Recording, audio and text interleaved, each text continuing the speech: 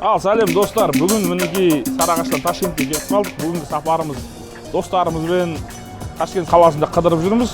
Міне мен айтқым келетін нәрсе, алдында айтатын, шекара тек қана мида. Біз мысалы Ташкент қаласына бүгін жай ғана келіп, көңілді күйді көтеріп, әдемі жерлерде отырып кету үшін ғана келдік. Яғни бұл біреулер үшін Ташкент қаласы үлкен жоспар, үлкен план, біреулер үшін өмір бойлық арман, ал бір адамдарға жай ғана кешкі ас ішіп кететін орынның бірі шекара тек мида. Саяхаттаңыздар, саяхатта ол өте оңай, өте арзан. Ол тек қана барлық нәрсе адамның қолында.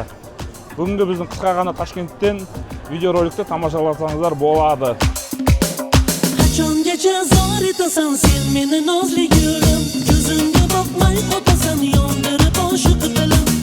Просто так өмір сүру деген айтайын ба, қалай ол?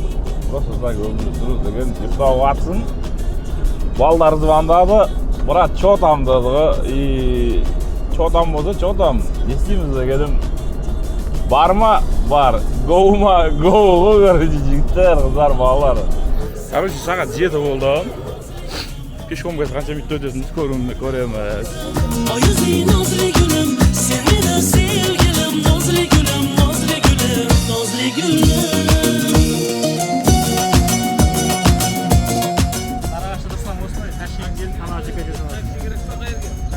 Ашим ғой, ужин жеп қайтуға Ташкентке өтесің, ужин дейсің, айналасың, кешкі сағат 9-10-да уже үйдесің ғой.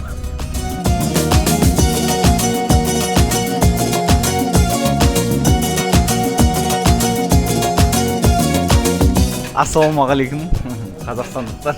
Біз бүгін Ташкент қаласындамыз. Демалыстамыз, көптен бері демалымыз келіп жүрген жігіттермен. Жігіттерді де көрсетіп қойсам. Қалайсыңдар жігіттер? Камылон аш деген жерге келдік. 1800 теңгемен таксимен 40 мың сом болады екен келемдеушілерге.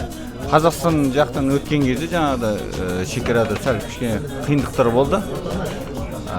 Өзбекстан жағында өте керемет, жақсы өттік. Аш келіп.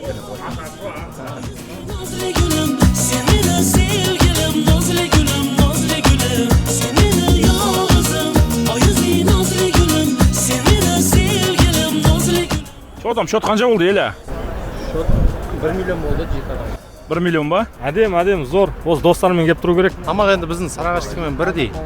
Былай, енді басқа Астанадан, Алматыдан келіп жеуге болатын шығар, бірақ біз өзіміз жеп жүрген палау болғаннан кейін маған қатты өтпеді өзіме.